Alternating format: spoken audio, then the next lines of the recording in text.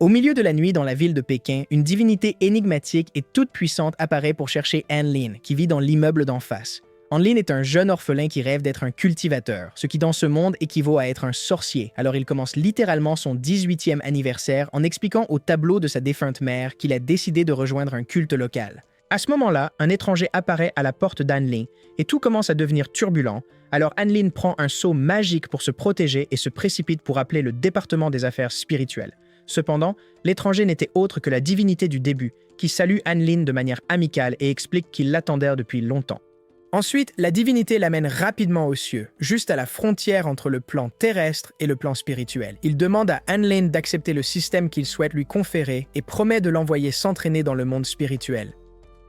Suite à cela, l'individu énigmatique commence à accumuler une quantité substantielle d'énergie tout en récitant les mots « Active le système du dieu de la guerre ». Il transfère toute cette énergie stockée à Anlin, qui s'intègre parfaitement au système grâce à sa compatibilité. Par la suite, il remet un parchemin. C'est une lettre de recommandation qui permettra à Anlin d'étudier à la prestigieuse Académie magique des 9 districts dans le royaume spirituel. Anlin l'accepte immédiatement, car il n'a aucune préoccupation dans le monde mortel et a de toute façon l'intention de se cultiver. Il pense qu'il vaut mieux le faire dans le royaume spirituel. Après cela, il fait ses adieux à son bienfaiteur et reste engagé dans une conversation avec son système, qui prend la forme d'une sphère avec des ailes et se présente comme l'esprit du système. L'esprit est responsable de guider les nouveaux venus et n'est visible que par l'hôte, c'est-à-dire Anlin lui-même. Il conseille à Anlin de faire preuve de prudence en l'utilisant pour éviter d'attirer l'attention des autres. Là, il détecte un cultivateur humain piégé dans le canal de téléportation spatiale. Anlin décide d'aider et le système lui ordonne d'absorber l'énergie excédentaire de la faille. Lorsqu'il le fait, une fille émerge et tombe sur lui. En réalisant qu'Anlin l'a sauvé de cette situation, elle l'aide à se relever. Le système, remarquant l'interaction de son hôte avec une personne du sexe opposé, active un ensemble de skins pour améliorer son apparence, modifiant sa tenue pour une plus élégante. Elle se présente comme Sue Xiaolan de la secte de l'oiseau vermillon. Et lui, après s'être présenté, explique qu'il vient du royaume de Hangzhou, mais n'est affilié à aucune secte. Xiaolan le dirige vers l'Académie magique des 9 districts, fondée par l'Alliance Céleste, et elle sert de principal lieu sacré pour la cultivation dans le monde spirituel. L'ensemble de l'Académie est un continent flottant dans le ciel. Après cela, tout le monde se rend au centre de l'endroit pour qu'un monolithe magique désigne les étudiants dans chaque classe, un peu comme le chapeau magique de Poudlard. Anlin est impressionné de voir comment les sorciers humains de haut niveau sont placés dans des classes inférieures, alors Xiao explique que les sorciers du monde spirituel ont placé la barre trop haut. À ce moment-là, tous les étudiants restent bouche bée en voyant que Xuan, qui dirige la secte des 1000 esprits, est placé dans la classe élite parce qu'il possède une recommandation signée par un dieu. Xiao dit à Anlin qu'il ne devrait pas se sentir inférieur à quiconque, car il est sûrement plus puissant qu'il ne l'imagine. Elle ajoute que plus de 10 000 nouveaux disciples seront répartis en 100 classes selon leur fondation de cultivation, bien qu'elle soit certaine qu'ils seront tous les deux dans la même classe. Anlin remercie la waifu pour tout et saisit l'occasion pour découvrir son niveau, mais elle est appelée à ce moment-là pour être désignée par le monolithe. À ce moment-là, Anlin découvre que Xiao est super populaire et admiré par tout le monde. En fait, Xiao a été placé dans la 9e étape supérieure, classe élite 1. Après cela, Anlin est appelé à être nommé par le monolithe et tout le monde commence à se demander qui il est, car Xiao semble très intéressé par lui. De plus, l'engouement monte à 1000% lorsque l'on découvre qu'Anlin possède une recommandation du maître Lu. Comme si cela ne suffisait pas, l'un des professeurs les plus prestigieux utilise ses pouvoirs pour lire l'avenir d'Anlin et lui donne une grande prophétie. Cependant, lorsqu'il s'agit d'être désigné par le monolithe, Anlin obtient la pire note de l'histoire de l'Académie et devient non seulement la risée, mais gagne aussi la haine de plusieurs étudiants qui n'ont pas réussi à être assignés à la classe élite malgré le fait qu'il soit beaucoup plus fort que lui. En fait, c'est Xuan lui-même qui est outré par cela et invite Anlin à un duel, mais Xiao aide Anlin à fuir et promet de le protéger. Une fois seul pendant la nuit, Anlin parle au système et demande de l'aide pour cesser d'être détesté par tout le monde. Mais le système lui dit qu'il peut devenir beaucoup plus fort que n'importe quel autre sorcier s'il accomplit les quêtes qu'il lui assignera aléatoirement. Anlin réalise la première mission pour augmenter son niveau corporel, qui consiste à faire 10 pompes. Lorsqu'il les termine, il monte automatiquement de niveau, ce qui l'excite, et il continue à faire les missions au point que, pour passer au niveau corporel suivant, il doit faire 10 milliards de pompes, alors il décide d'abandonner. Après cela, Anlin décide de faire une promenade en soirée pour rassembler ses pensées, mais il est intercepté par un ninja. Heureusement, Anlin est maintenant à un niveau supérieur à celui où il était auparavant, donc il est capable de se défendre avec succès à plusieurs reprises, au point de battre le ninja et de découvrir qu'il n'est autre que le voyou qui a passé toute la cérémonie à harceler Anlin pour avoir été assigné à la classe élite. Cependant, le système détecte que Anlin est sur le point d'être attaqué par un sort qu'il n'est pas encore capable de repousser, alors il lui ordonne de fuir l'endroit ou d'utiliser un joker appelé Porte Céleste qui peut résister à l'attaque en échange d'une grande quantité d'énergie physique. Heureusement, Xiao apparaît sur la scène et aide Anlin dans le combat. Quoi qu'il en soit, le combat s'arrête lorsqu'il découvre que le ninja n'était pas la personne mentionnée, mais un clone. Plus tard, Xiao avoue à Anlin qu'elle s'est inscrite à l'académie pour pouvoir protéger les faibles, créant un moment super kawaii entre les deux. En fait, le système augmente le lien entre les deux de 80%. Le lendemain, Anlin et Xiao se dirigent vers la classe, mais la waifu remarque qu'Anlin n'a pas bien dormi. Un flashback révèle que l'instructeur de l'école a félicité Anlin pour avoir gagné la haine de toute la secte, car c'est un exploit que peu ont accompli. Xiao mentionne même que cela porte chance. Plus tard, les jeunes arrivent au cours du professeur Kangxing, qui, bien qu'il soit littéralement un arbre, est l'un des sorciers les plus respectés de toute la communauté. Après cela, une waifu, Su Yunyung arrive en classe et rend tous les hommes fous à cause de son prestige et de sa beauté, même Anlin, ce qui rend Xiao un peu jaloux. Lorsque le cours commence officiellement, les attentes d'Anlin sont très élevées, mais il réalise rapidement que les cours sont très différents à l'Académie de magie, car tout le monde apprend par la méditation et non de manière conventionnelle. Comme si ce cours n'était pas assez déroutant pour Anlin, les leçons suivantes sont littéralement enseignées par une épée, une flamme et un marteau. Heureusement pour lui, l'instructrice qui l'a complimenté la veille, Yu Ling, est chargée d'enseigner le prochain cours sur le monde humain puisqu'elle appartient au monde mortel. Anlin est nommé assistant principal, mais la waifu ne fait que distribuer des téléphones portables à tous les étudiants et leur donne la permission de faire ce qu'ils veulent pendant tout le cours. Le dernier professeur est le numérologue qui a vu l'avenir d'Anlin, et bien qu'il ait commencé par susciter un grand enthousiasme chez Anlin en raison de ses méthodes d'enseignement traditionnelles, le jeune homme est déçu de voir qu'il les oblige à faire une sieste pour apprendre à gérer le monde des rêves et comprendre le subconscient. Entre les rêves, Anlin entend son professeur l'avertir de se méfier du bain de sang qu'il verra à son réveil. Cela semble se confirmer plus tard, car Anlin est réveillé juste à temps par Xiao alors que Yu Ling est sur le point de commencer une séance d'entraînement pour pratiquer l'utilisation des 5 éléments. Les élus pour le combat sont Xuan et Anlin, mais Xiao intervient et demande à se faire passer pour son béguin pour le protéger. La waifu se jette à toute vitesse contre Xuan car elle veut l'empêcher complètement de remarquer Anlin, qui regarde avec étonnement le combat impressionnant entre les deux. La waifu attaque férocement en utilisant des techniques de feu, mais Xuan invoque une sorte de barrière d'eau impénétrable. Le système indique à Anlin le point faible de la barrière de Xuan, alors Xuan ose entrer en combat juste à temps pour sauver Xiao. En voyant Anlin, Xuan lance littéralement une attaque surpuissante contre lui, mais il parvient à résister en utilisant le sort de la Porte Céleste. Cela enflamme l'enthousiasme de tous les étudiants, surprenant même Xuan, qui décide d'utiliser une attaque formidable pour terminer le combat. Cependant, il n'a pas remarqué qu'Anlin est aussi un passionné de l'armée, et a pu attaquer le point faible de sa barrière, la faisant s'effondrer. Après cela, Xuan félicite Anlin avec beaucoup d'admiration et le reconnaît comme le vainqueur du combat, car l'entraînement consistait à utiliser les 5 éléments pour montrer ses forces et ses faiblesses. Tout le monde est stupéfait de voir Anlin monter de niveau en plein milieu du combat. Même Anlin lui-même est surpris de voir cela, mais son étonnement est moindre quand il voit qu'il a reçu la mission d'absorber des pierres spirituelles. À la fin du cours, Xuan s'approche d'Anlin de manière amicale et propose de l'aider de toutes les manières possibles. Anlin n'a pas de meilleure idée que de lui demander les pierres spirituelles dont il a besoin pour accomplir sa mission, ne sachant pas que les pierres spirituelles ne sont rien de plus ou de moins que le type de monnaie du monde spirituel. Anlin est embarrassé, mais Xuan lui donne une bague valant de nombreuses pierres spirituelles, ce qui génère une grande amitié entre les deux. Comme si un ami ne suffisait pas, Anlin devient également amie avec Su, la waifu du début, alors qu'elle s'approche de lui pour en savoir plus sur les humains. Pendant la nuit, Anlin exécute la mission donnée par le système et, après avoir absorbé les pierres spirituelles, parvient à monter de niveau. Anlin est excitée de découvrir ses nouvelles capacités, mais sa joie s'effondre lorsqu'elle voit la mission qu'elle doit accomplir pour atteindre le niveau suivant. Le système d'exploitation explique que chaque année, il y a une sorte de championnat tous contre tous, ce qui signifie qu'Anlin doit survivre à une bataille acharnée entre plus de 50 000 étudiants.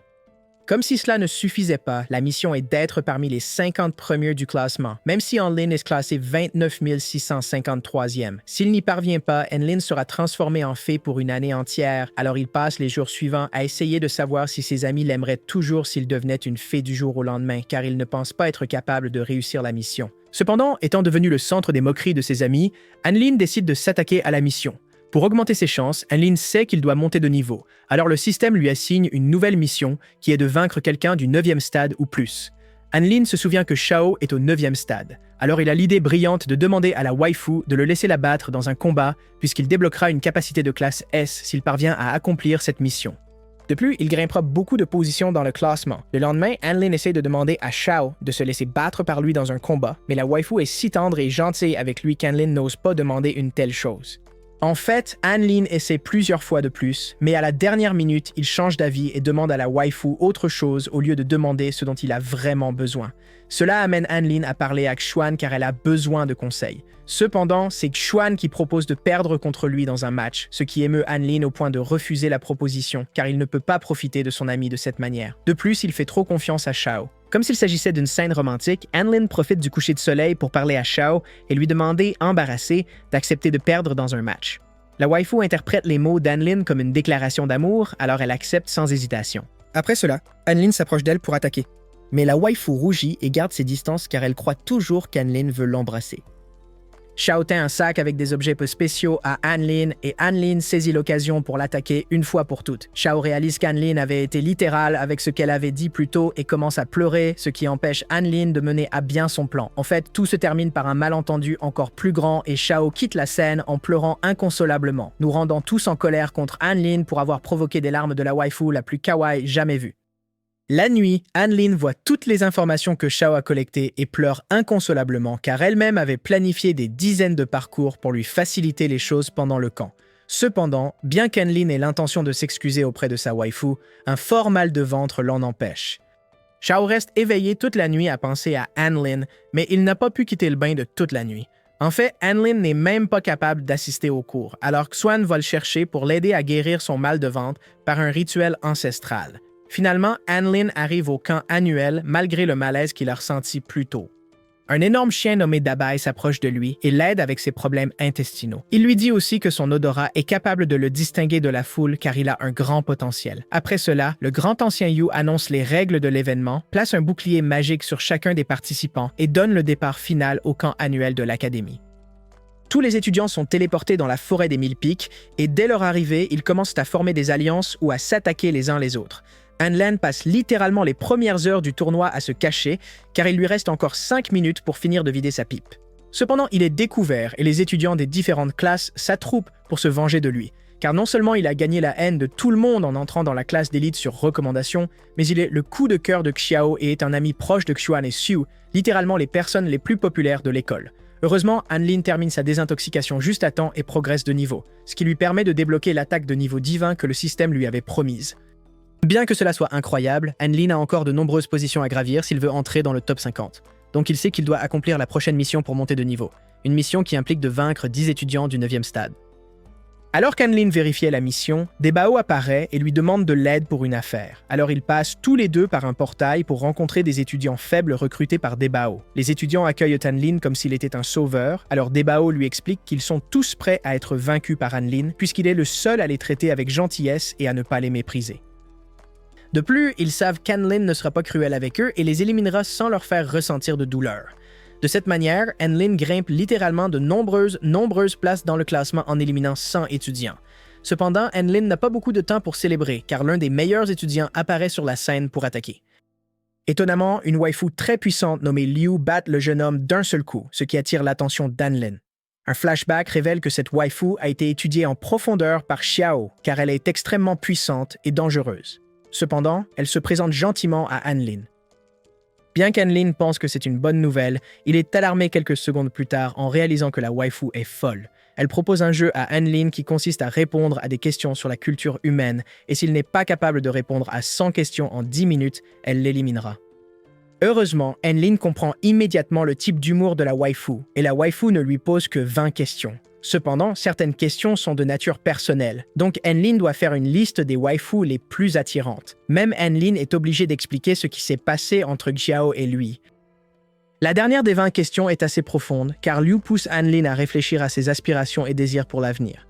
Liu félicite Anlin pour avoir réussi le défi, mais Anlin est trop préoccupée par le passage au niveau suivant, alors elle profite du niveau de son nouvel ami pour voyager ensemble avec elle jusqu'au sommet du Rocher Noir. Pendant ce temps, Xiao utilise son traceur pour voir comment Anlin se débrouille dans le test. Bien qu'il soit surpris de se voir au sommet du Black Rock, Debai apparaît pour lui dire qu'ils doivent se dépêcher de trouver Anlin, car tout le monde le cherche pour profiter de son moment de faiblesse. À ce moment-là, la waifu comprend pourquoi Anlin était absent ces derniers jours. Anlin a littéralement souffert de diarrhée chronique. Cependant, elle n'a même pas le temps de rire, car elle est attaquée par l'un des poursuivants d'Anlin. Pendant ce temps, Anlin atteint avec succès le sommet du Rocher Noir grâce à l'aide de Liu. Le système lui dit qu'il pourra obtenir l'un des niveaux les plus élevés de sorcellerie s'il parvient à absorber la puissance de la Terre de manière ininterrompue pendant une journée. Mais les choses deviennent étranges un instant plus tard, lorsqu'un garçon nommé Chen Chen accueille Anlin et lui dit qu'il l'a attendu pendant longtemps. Mais bien que Liu ait pu le voir et l'entendre au début, il semble oublier tout ce qui s'est passé dans la dernière minute. D'autre part, Xiao se bat férocement pour protéger Anlin, mais il sait qu'il ne peut pas gagner sans collaborer avec Debai, alors il se précipite pour former une alliance afin de fuir l'endroit. Pendant ce temps, Anlin et Liu passent littéralement toute la nuit à jouer à LoL au sommet du Rocher Noir. Cela provoque deux choses. Premièrement, les deux deviennent très proches et forment une amitié super étroite, car entre les parties, ils partagent de nombreuses confidences. Deuxièmement, le processus d'absorption d'Anlin est grandement accéléré grâce à sa bonne humeur. Donc le système lui recommande de se précipiter pour attaquer la waifu dès que l'amélioration est terminée.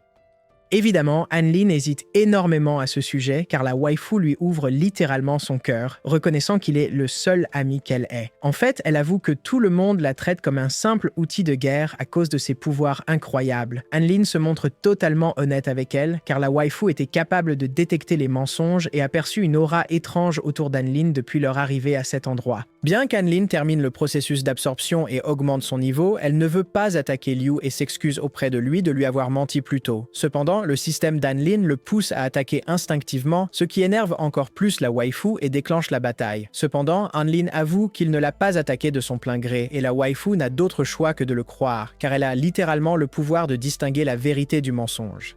Liu exige qu'Anlin lui dise comment elle a pu augmenter son pouvoir de manière si radicale alors qu'ils n'ont fait que jouer aux jeux vidéo, donc Anlin n'a pas d'autre choix que de lui parler du système du dieu de la guerre qui lui a été accordé. Évidemment, la waifu est capable de percevoir la vérité dans les paroles d'Anlin, alors elle s'énerve contre lui pour l'avoir caché si longtemps. Liu demande à Anlin de trouver au moins une excuse plus crédible, alors il lui remet les essences qu'il avait mangées pour accomplir l'une des missions. Cela contrarie la waifu et lui donne mal au ventre, alors le système enseigne à Anlin un nouveau sort de guérison qu'il utilise pour aider Liu. En guise de remerciement, la waifu lui offre un tigre, capable de protéger Anlin des sorciers les plus puissants. Les deux se disent adieu avec émotion et Lin continue son parcours pour entrer dans le 50e classement.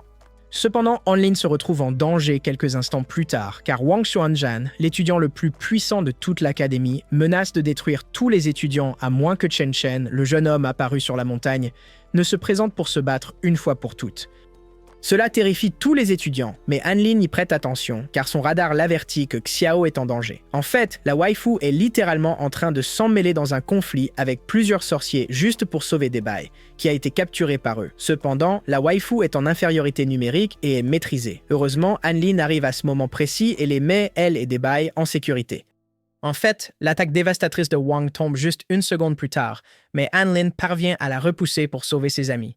L'attaque élimine presque tous les participants, comme Wang l'avait annoncé. Le système explique à Anlin qu'il ne reste que 132 participants, donc Anlin se rapproche de plus en plus d'entrer dans le top 50. Voyant ce que Wei Yi et ses sbires ont fait à Debai, Anlin les bat et les élimine de l'événement. Cependant, Wang s'impatiente à nouveau et menace de lancer une autre rafale d'attaque. Heureusement, Xiu et Xuan parviennent à l'arrêter momentanément, mais Xuan se précipite pour invoquer un sceau magique pour le vaincre. Cependant, il a besoin de la coopération de tous les étudiants pour rassembler suffisamment de force, alors Wang commence à s'impatienter et riposte. Xiu se laisse littéralement vaincre alors que Wang essaie de la conquérir encore et encore, ce qui rend la waifu exaspérée. Après cela, Wang lance une autre rafale d'attaque et élimine Xuan. Voyant cela, Anlin se prépare à repousser l'attaque de Wang, mais Chen Chen apparaît à ce moment-là et dévie l'attaque avec aisance, laissant Anlin sans voix. Cependant, à la fin de cette action, Chen Chen disparaît mystiquement du lieu. Le système explique à Anlin qu'il ne reste plus personne d'autre qu'eux dans toute la forêt, donc leurs chances de grimper dans le top 50 des étudiants sont presque impossibles, puisque le dernier moyen de marquer des points est d'éliminer d'autres participants.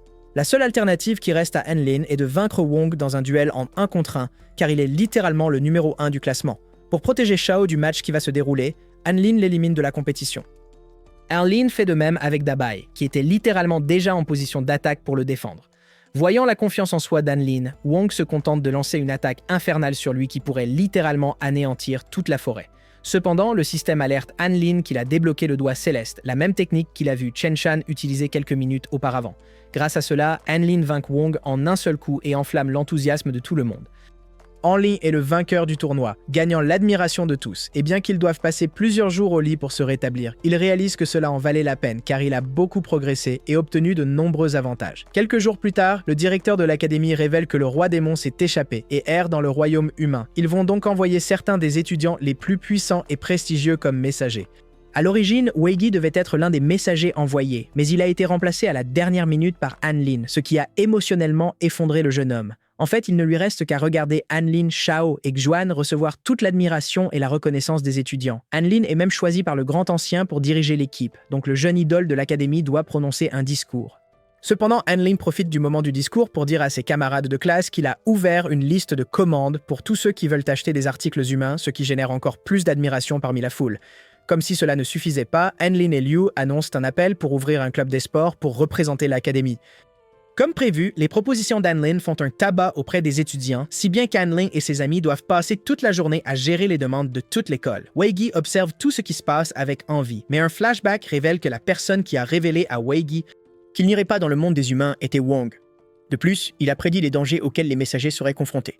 Bien que Weigi se soit inquiété pour An-Lin, Wong l'a assuré qu'An-Lin est prédestiné à de grandes choses. Cela fait pleurer Weigi amèrement. C'est pourquoi An-Lin débloque littéralement un succès, car le système a détecté qu'un ennemi d'An-Lin pleure d'envie. En fait, les entreprises d'An-Lin ont tellement grandi que Liu le félicite pour avoir mené une excellente campagne de marketing, une action qui déclenche la jalousie de Shao. Comme si cela ne suffisait pas, Liu offre un cadeau à An-Lin. Après cela, l'équipe se prépare à commencer leur voyage, alors Dabai, Xiu et Liu se dirigent vers le portail pour faire leurs adieux émouvants à leurs amis. Bien qu'il y ait une atmosphère joyeuse sur place, Shao n'est pas du tout heureuse, car un flashback révèle une conversation qu'elle a eue avec l'un des professeurs, qui a littéralement prédit que le chemin serait tragique et inévitable pour An-Lin. En fait, la prophétie se réalise presque immédiatement après l'ouverture du portail, car une étrange énergie aspire An-Lin violemment. Shao s'accroche à son béguin tandis que Xuan se précipite à travers le portail à toute vitesse pour les rattraper. Heureusement pour Shao et An-Lin, le système les réveille rapidement, donc An-Lin a le temps d'activer un de ses sorts avant de toucher le sol à une vitesse absurde. Cependant, An-Lin manque de peu d'écraser une fleur de lotus qui venait de transcender spirituellement. Xuan arrive un moment plus tard et aide ses amis à se rétablir. Évidemment, la fleur de lotus s'approche du groupe pour leur demander des excuses car An-Lin a absorbé sa magie. Malheureusement, il n'y a pas de temps pour écouter leurs plaintes car Ling, une waifu appartenant au centre de recherche des sorciers, apparaît soudainement et commence à les interroger. Le groupe est emmené dans l'installation du centre de recherche à bord d'un vaisseau super moderne et extravagant. An-Lin se demande ce qui s'est passé au cours des dernières heures, car il y a eu trop d'événements à traiter en si peu de temps. Cependant, Ling interrompt irrespectueusement les messagers divins et se moque d'eux, car elle ne peut pas croire que le monde des esprits enverrait de simples étudiants de première année. Évidemment, Chen est contrarié d'entendre cela et réprimande immédiatement la waifu, générant une atmosphère tendue et hostile qui rend An-Lin nerveux, car il sait qu'il devra s'occuper de tout. Heureusement, Xuan se révèle être un génie en matière diplomatique et, grâce à son charme viril, parvient à apaiser la colère de Ling. Après cela, la waifu les emmène au quartier général de la caserne où ils rencontrent Yuan, la commandante en chef. En la voyant, An-Lin rougit et se comporte comme un fanatique, car Yuan est super célèbre dans le monde humain et tous les humains sont amoureux d'elle. À contre-cœur, Yuan présente les 8 sorciers les plus puissants du quartier général. L'un d'eux réprimande rapidement An-Lin et ses amis, les remerciant pour rien car les humains se sont occupés des menaces qui tourmentaient le monde humain par leurs propres moyens. En fait, l'homme ouvre un portail pour renvoyer les jeunes dans le monde des esprits, car il considère qu'il est irrespectueux de la part des autorités d'envoyer quelques nouveaux étudiants pour résoudre les conflits du monde humain. Wang demande poliment à An-Lin de partir et que le monde des esprits n'enverra plus de messagers dans le monde des humains. Le groupe commence à quitter les lieux, mais une alarme d'urgence retentit à ce moment précis et met toute la caserne en alerte. L'alarme annonce que les cultes démoniaques et le clan démoniaque ont uni leurs forces pour envahir les humains, alors An-Lin et ses amis décident de rester et de se battre. Cependant, ils ne sont pas accueillis par Tian, qui essaie littéralement de pousser les jeunes dans le portail. Voyant cela, Xuan défie Tian en duel pour lui montrer que les messagers spirituels sont prêts à se battre. Le système conseille à An-Lin d'être celui qui combat Tian, car il croit qu'il peut facilement le vaincre. An-Lin suit le conseil du système d'exploitation et décide de se battre, mais Ling l'attaque de manière surprenante, révélant qu'elle est la fille de Tian. Ling attaque violemment An-Lin et laisse tout le monde bouche bée, mais An-Lin prouve presque immédiatement qu'il est d'un autre niveau. Anlin prépare une attaque au corps à corps contre Tian, qui commence littéralement à pleurer en sentant Anlin raviver ses souvenirs. Yuan arrête Anlin et le félicite d'avoir impressionné tout le monde, mais lui donne un dernier test pour l'évaluer. Le test consiste à résister à l'un de ses sorts emblématiques, le sort emblématique de la waifu. Ling saisit le moment pour attaquer Anlin, mais elle ignorait le danger auquel elle s'exposait, et Anlin doit la sauver, prouvant qu'elle est non seulement capable de résister à une attaque de Yuan, mais qu'elle peut sauver les autres de ses effets. Cela amène Anlin et ses amis à être accueillis par Yuan afin qu'ils puissent officiellement combattre aux côtés des humains.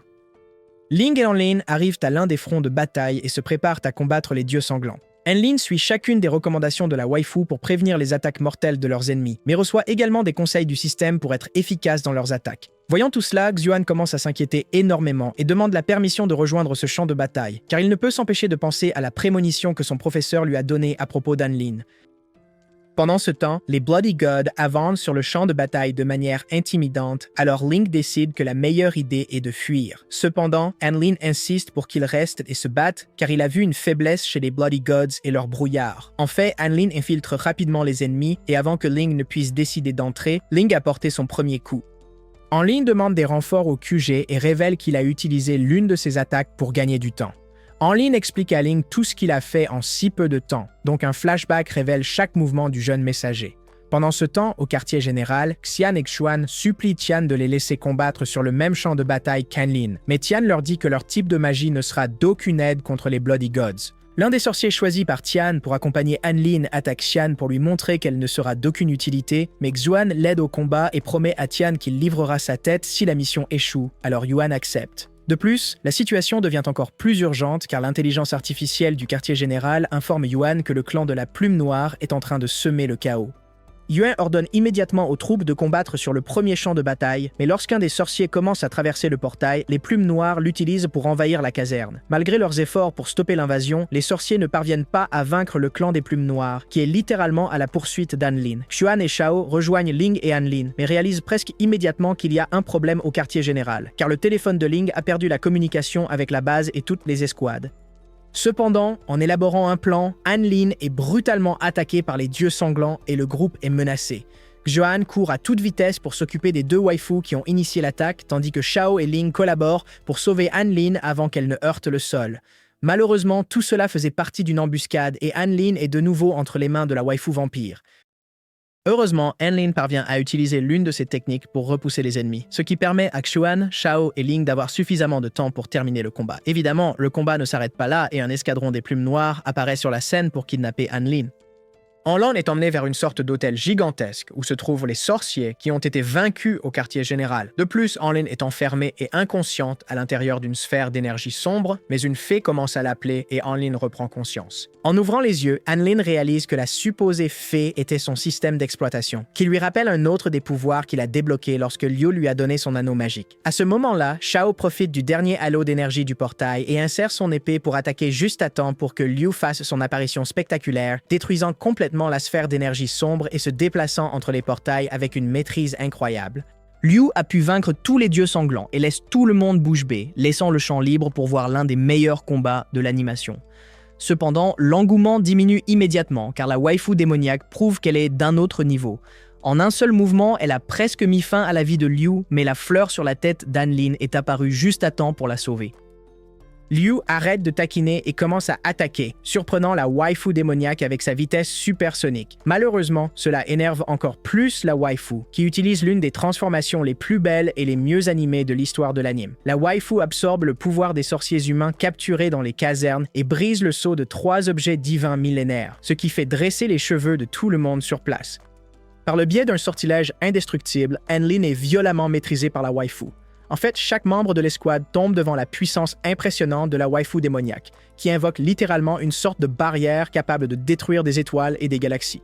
Cependant, après avoir fait ce geste, l'énergie vitale de la waifu s'épuise, révélant qu'elle a littéralement donné sa vie pour accomplir la volonté de son dieu. À ce moment-là, le système d'Anlin lui offre l'option de renoncer à un 5e de sa vie en échange de débloquer toute sa puissance. Cependant, sa fée le lui interdit. Après cela, Anlin se réveille dans une nouvelle dimension. La fée du système révèle que cette dimension est la mère d'énergie à l'intérieur de son corps, c'est-à-dire qu'Anlin est dans son subconscient. La malédiction de l'épée commence à couper la connexion entre Anlin et sa fée, qui révèle enfin sa véritable nature. Tina, la fée du système, avoue qu'elle et Anlin se connaissent depuis longtemps, même s'il ne s'en souvient pas. Elle a enfreint toutes les lois de l'univers et bouleversé tout, car elle a directement influencé le cours du destin, ce qui est extrêmement dangereux et répréhensible. À ce moment-là, Anlin commence à voir comment Tina a planifié chaque chose qui s'est produite, y compris la création de tout le prétendu système de guerre. En entendant cela, Anlin est émue et décide de se battre aux côtés de Tina pour la garder en vie, alors les deux unissent leurs forces comme ils l'ont fait jusqu'à présent pour littéralement se révéler contre l'univers et le destin.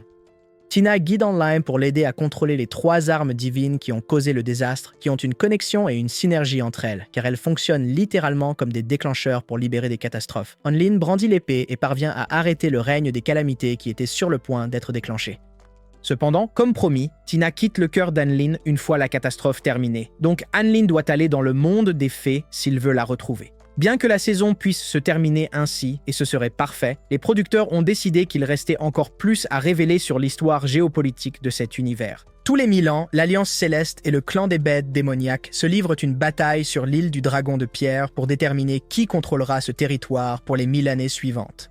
Le seigneur divin des chauves-souris, représentant du clan démoniaque, apparaît devant Zietchen, l'empereur de l'Alliance Céleste.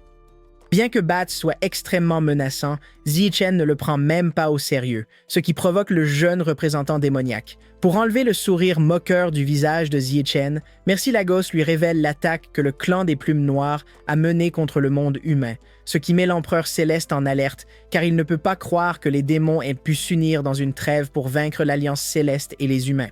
Enfin, les deux représentants se préparent à commencer le combat, mais un étrange papyrus magique les arrête. La personne derrière cela est Yue, qui non seulement a été bannie de l'Alliance Céleste, mais est aussi la fille du chef. La waifu commence à invoquer une catastrophe céleste en canalisant toute l'énergie spirituelle du lieu, révélant qu'elle veut faire partie des soi-disant vrais dieux pour donner l'île du Dragon de Pierre aux humains. Zichen est surpris d'entendre cela et demande à la waifu ce qu'elle veut en retour. Elle explique alors qu'elle n'a l'intention que de 2 choses, être réintégrée dans l'Alliance Céleste et que sa mère reçoive à titre posthume la plus haute distinction, des conditions auxquelles Zichen accepte volontiers.